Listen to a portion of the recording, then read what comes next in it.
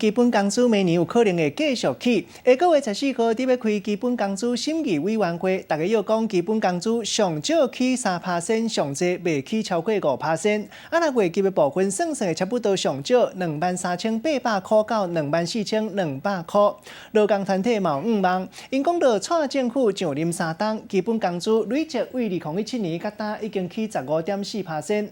根据人力银行上新的统计，头家本钱一直起，4成企业。嘛承认讲，明年卡数若是搁再起，可能影响到招人的意愿。今次真是会起，即马话还阁唔敢打伤完，都爱等审议的结果。什么物件拢咧起，基本薪水敢有要缀咧起？8月14号审议委员会讨论，劳动部新表示支持要起，互薪水有希望会当小连续4年拢起。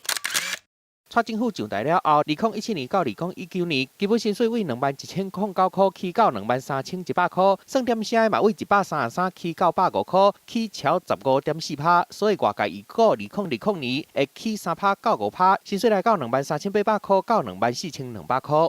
在如此亮丽的经济数字之下，有不调整的空间吗？过去3年都是大概调整1000块左右啊。那我们希望今年政府至少要维持过去的格局。根据人力银行调查，超过90%的劳工拢赞成起薪水，不过企业成本增加，有4成企业讲新的员工可能会请较少咧。赚钱的企业就应该要照顾员工，要给好的薪资、好的福利，往幸福企业的方向来迈进。希望说能够创造多赢，而不是是政策方面的一个满足，或者是劳方或资方的一个彼此的协调而已。企业甲劳工立场无同，加上2020年拄到大选，到底要起偌济，嘛变做真敏感的话题。我觉得这一点都不敏感，雇主的意见都是一样的，就是反对，而且也认为会如洪水猛兽一般，造成很多的问题。但是事实并没有发生。蔡总统计划若是连任要达到基本薪水3万块目标，明年劳工的薪水敢会变济，就搁爱等审议的结果。记者综合报道。